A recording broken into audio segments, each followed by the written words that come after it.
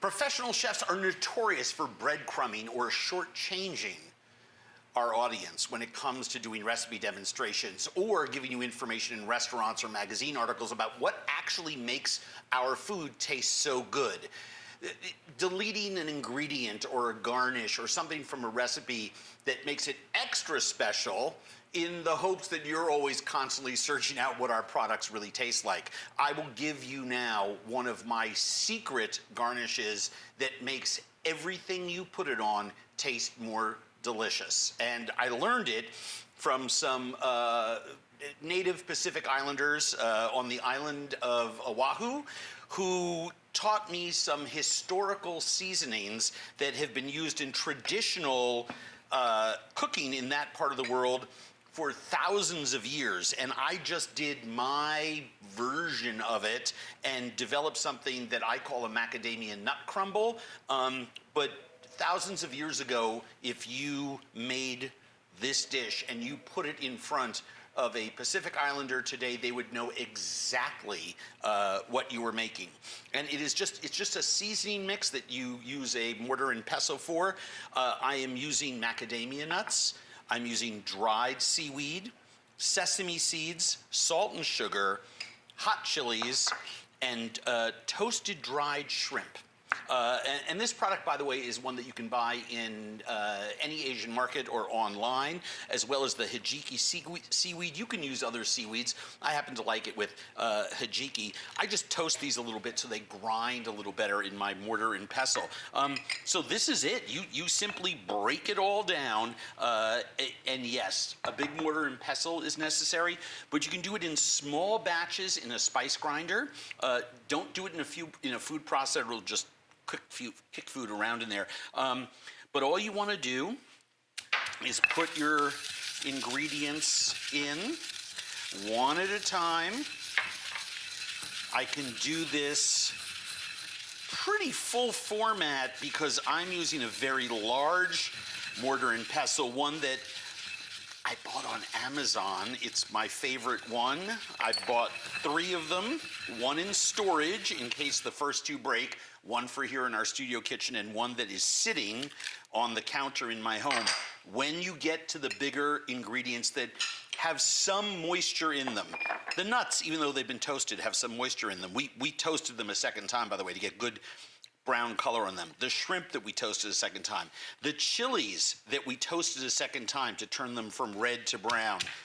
I always want to make sure that I spend a little extra time making sure each one of those is incorporated fully before I add the next batch. This is just smelling so amazing.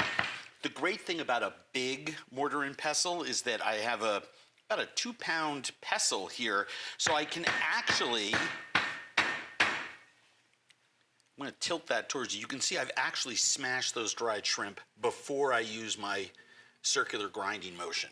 So with those, I break them up and look, literally dust, which is what you're looking for. Same thing with our final ingredient. Just watch TV, turn pages of a magazine, talk to a friend on the phone, and just slowly but surely, over the course of 60 to 90 seconds, break the nuts the same way that we broke the shrimp up before you start your circular motion. Now, what's the difference between all the ingredients and the macadamia nuts? Easy. The amount of fat. There's a lot of fat, healthy, good nut fats in those macadamia nuts. But that also means that, like peanut butter, right, gets oil on the top and turns creamy, breaking them is important before you start grinding. I'm actually ready to grind now. Big pieces will fall to the bottom, so you can take a second shot at them. You don't want to create nut butter. I mean, you're not really in that much danger because of all the other ingredients, but you want to make sure you don't over-process this.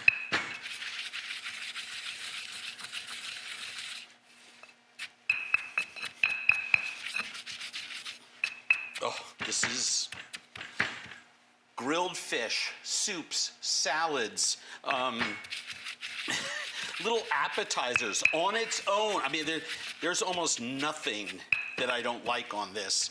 It's especially good as a textural element on raw fish dishes. It's just such a wonderful, wonderful thing. I want you to see this in all its glory.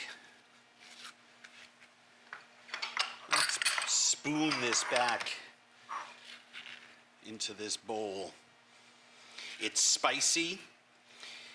It's salty and sweet. It's got that toasted nut flavor, both from the macadamia and the sesame. That seaweed gives it a briny umami quality that is just second to none. I love this element. I don't want to call it a dish, although in many cultures this would be considered something that one could just eat. A sprinkle of this on a salad that you love to make, a simple one. Greens with just a vinaigrette and some cucumbers. Watch it just come to life. Sprinkle this on a saute dish, and especially an Asian one that doesn't have a crunchy element to it yet. Absolutely, absolutely perfect. Yeah,